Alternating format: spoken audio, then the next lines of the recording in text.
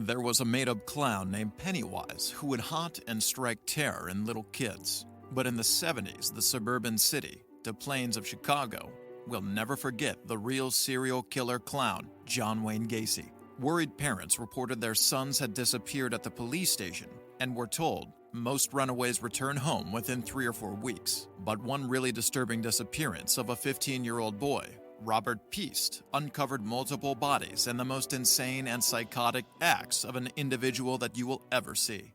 On the evening of December 11, 1978, Elizabeth Piest pulled up outside the Nissan pharmacy to pick up her son, Robert. It was her 46th birthday, and the family was going to have dinner together.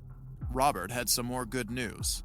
A man had offered him a construction job that would pay him almost double what he earned working as a stock boy at the pharmacy. At 9 p.m. sharp, the 15-year-old took his blue jacket back from his coworker, ever the gentleman. He had given her the jacket when she got cold. Robert also asked his mom to wait inside while he talked with the man outside. As Robert opened the door, the chilly air hit his face. He instinctively stuffed his hands into the pocket of the jacket and felt a paper crumpled inside it. "I'll be right back, Mom," he said, and disappeared into the night. After waiting a while and with no sign of Robert, Elizabeth hurried home to get her husband, kids, and their dogs. They searched desperately for him but found nothing. At 11:29 p.m., 15-year-old Robert Piest was reported missing at the police station, last seen talking to a large, strange man at the pharmacy. Investigators went right back to the pharmacy. There, they talked with Robert's coworker. She told them about the man who had come to talk with the store's owner, then offered Robert a job. Investigators contacted the store's owner, who told them that the name of the contractor was John Gacy. The following evening, 3 officers were knocking at John's front door. John admitted that he had been at the pharmacy the day before to find out about a remodeling job. He admitted having seen 2 youths working there, but had barely paid any attention to them. The only reason he returned was because the store's owner had called him to tell him his appointment book was at the store. Shortly after 8 p.m., he went back to the store, retrieved the book, and returned home, alone. The police needed him to make a statement, and John promised to come down to the police station. By 11:30 p.m., he placed a call to the station, asking if he could still come in. The detective said he could, but by 1 a.m., there was still no sign of John. Finally, at 3:20 a.m., John walked into the station covered in mud and grime. He had been involved in an accident, he said. However, the detective taking his statement had left, so John was asked to return later to give his written statement. But his bizarre behavior in the early hours bothered them. When investigators contacted the store owner to verify John's alibi, he said he had never called John about an appointment book. So, who was John and what did he have to hide? John Wayne Gacy was born the only son to a family of 3 on March 17, 1942.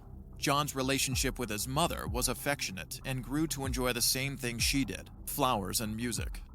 But this non-macho image did not sit well with John's alcoholic father, who wanted his only son to be the stereotypical male figure.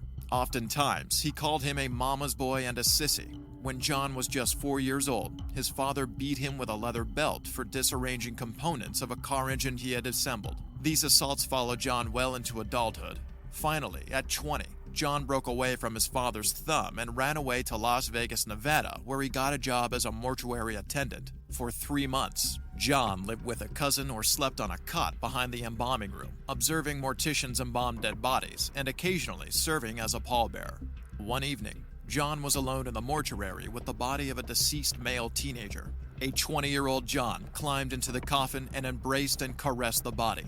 When he realized what he was doing, John called his mother and begged her to talk to his father and allow him to come home. John's father agreed, and he immediately left for Chicago. Having never graduated from high school, John enrolled in a business college. When he graduated in 1963, he got a job at a shoe company. The following year, the company transferred him to Springfield, Illinois. It was here he met Marilyn Myers. 6 months later, the two were married. Marilyn's father owned 3 KFC restaurants in Waterloo, Iowa. He made John an attractive offer. John would manage the restaurants for $15,000 per year, about $144,000 as of 2023, a share in the profits, and they could live in their former family home. It was a deal. The couple packed up their bags and moved. They settled quickly and had 2 children together. John was very well known in the local community. He joined the local JC chapter, where he quickly rose to vice president. He also renovated the basement of the home into a club where employees from the restaurant could relax, drink, and play pool. Everything seemed to be going well for John. It was the best period of his life. But it all came crashing down in March of 1968. Donald Voorhees, a local politician and fellow JC, stormed into the police station with something to report. Several months earlier, in August 1967, John had lured his 15-year-old son Donald Jr. to his house by promising to show him some pornographic films they played at JC events. After giving Donald alcohol and letting him watch a stag film, John told the 15-year-old boy about the Kinsey Report, a made-up report that most boys his age had their first intimate experience by performing orally on another man before progressing to women. When investigators opened an investigation into John, they quickly found out that John had engaged in acts of intimacy with many other teenage boys. A fry cook he employed called Edward Lynch said when he had refused John's advances, John shackled him to a bed, threatened him with a knife, then choked him to the point of urinating on the bed and losing consciousness. Many other boys had been handcuffed and assaulted. John would only admit to being intimate with Donald, but he claimed it was consensual. While John was out on bail, instead of making peace with his loved ones, John planned something sinister. On August 30th, 1968, John promised one of his employees, 18-year-old Russell Schroeder, $300 if he physically assaulted Donald and got him not to testify at the trial. In early September, Russell lured Donald to an isolated park, sprayed mace in his eyes, and beat him. Donald was able to escape and immediately made his way to the police station, where he identified Robert as his attacker. At first, Robert denied any involvement, but he later confessed and also told the police who had put him up to it. Police arrested John and he got slammed with an added charge of witness intimidation. On December 3, 1968, John was found guilty of sodomy and sentenced to serve 10 years. Less than 2 years into his sentence, John was out on probation, but his life was different. His wife had divorced him, his father was dead, and he was shunned in Iowa. The conditions of his parole stated that John could relocate to Chicago if he lived with his mother and that he must observe a 10 p.m. curfew. John's mother helped him get a ranch house in West Somerdale Avenue, Illinois, and the two moved in together. John got a job as a short-order cook in a restaurant. He met up with a high school friend, Carol Hoff, and the two soon got engaged. Carol and her 2 daughters moved into John's home. It seemed like John was back on the right path, but behind closed doors, he resumed right where he left off. A teenage boy reported that John had picked him up from a bus terminal. John took the boy to his house and attempted to force him to be intimate with him. The next report was a few months later. Another boy said John had flashed a sheriff's badge at him, lured him into the car, and forced him to perform orally on him.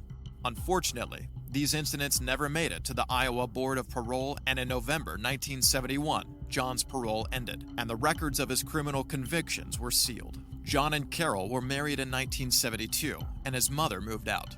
John settled into life with his new family, hosting annual summer parties. He also started a very successful construction company. His workforce consisted mainly of high school students and young men. 4 years later, the marriage ended on the grounds of John's infidelity with many women. However, John remained very active in the local community. He was appointed to supervise annual parades when he met First Lady Rosalind Carter. John also joined a local clown club and started performing as a clown at numerous local parties, political functions, charitable events, and children's hospitals. On paper, he did not seem like the type to run off with a teenage boy, but when investigators spoke with his ex-wife, they weren't so sure. According to Carol, the reason for their divorce was not John's infidelity. 3 years into the marriage, John had told Carol and her daughters to stay out of the garage. Then she noticed a number of teenage boys going in and out of his garage. John was also spending more and more time away from home, returning well into the early hours of the morning.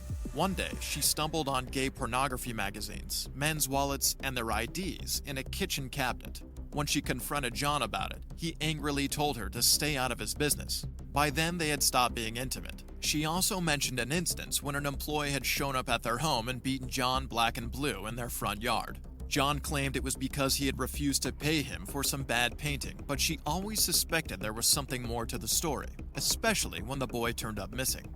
In the summer of 1972, she had also noticed a decaying smell from the crawlspace and a whole swarm of flies. John had said the odor was the result of her broken sewer pipe. She had gone on a trip, and when she got back, the flies disappeared and the smell reduced, but John would sometimes climb into the crawlspace to spread a bag of lime. One thing was clear to investigators. There was more to John Gacy than meets the eye, and the first place to start was inside the house. A search warrant was issued on the home.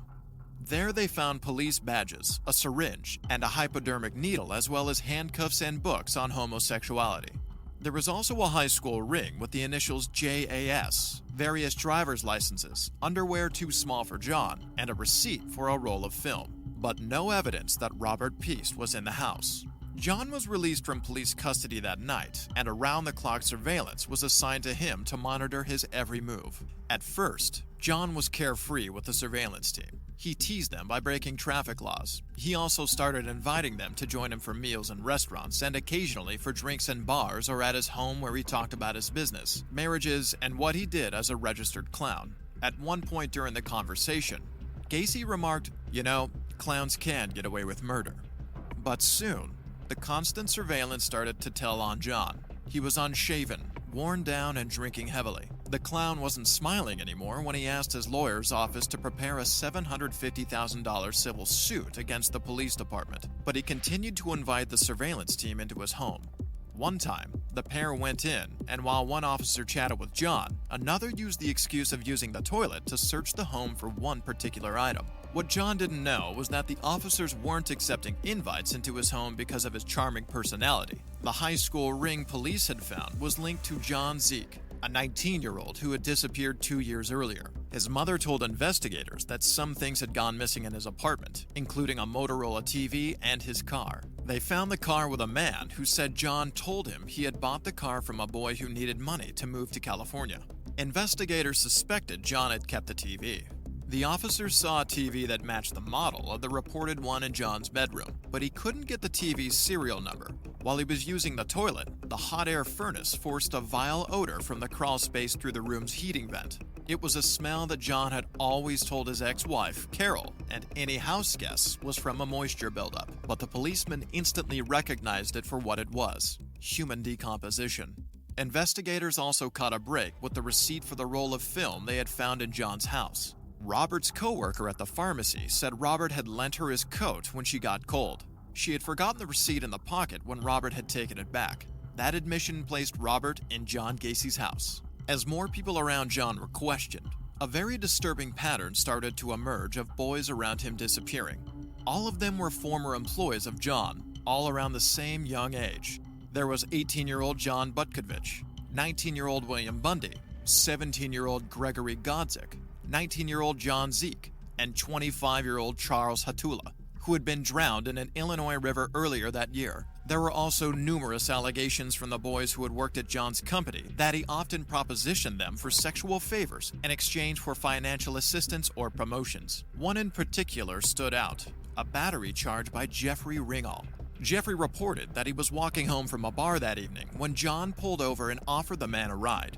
They had barely gone a mile when John held a rag soaked in chloroform to his nose and mouth, and he lost consciousness. When he came to, he was in a house shackled to a board suspended from the ceiling, with holes in his arms and head drilled through. John assaulted him till he lost consciousness, then dropped him battered and bleeding in the middle of Lincoln Park.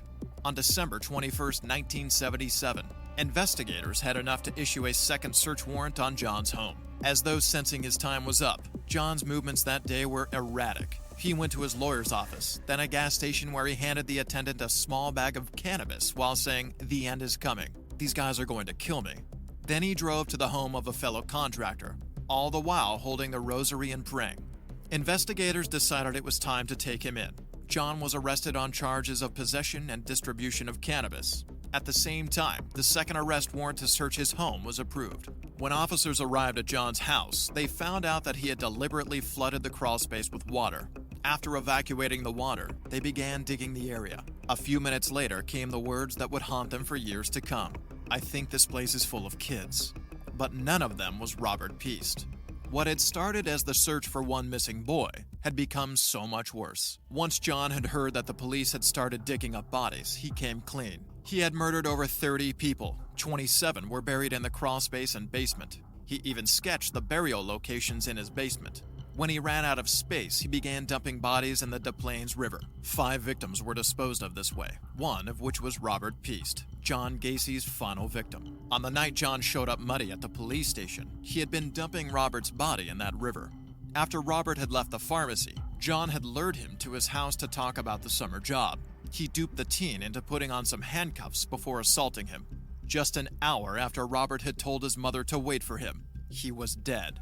As news spread about the bodies unearthed in the Clown House, thousands of parents to missing sons across the country called the Chicago police station to find out if their sons were among the victims. But the bodies were in such a state of decomposition that it would take dental records to identify them. The first body was identified on December 31st. It was John Butkovich, the 18-year-old missing since 1975. The employee Carol had seen hitting John on their front lawn. The fight had not been over a paycheck. John had traveled with the 18-year-old to view a property in Florida. There, John assaulted the boy and strangled him to death. He slept alongside his body that night and threw him into the river 2 days later. In April 1979, a grand jury indicted John on a total of 33 murders. At his trial a year later, John pleaded not guilty by reason of insanity. The jury was not convinced, and he was later found guilty. 14 years later, on May 10, 1994, the killer clown was put to death by lethal injection. At the time of his execution, only 26 of his 33 victims have been positively identified. To this day, 5 of his victims are still unknown.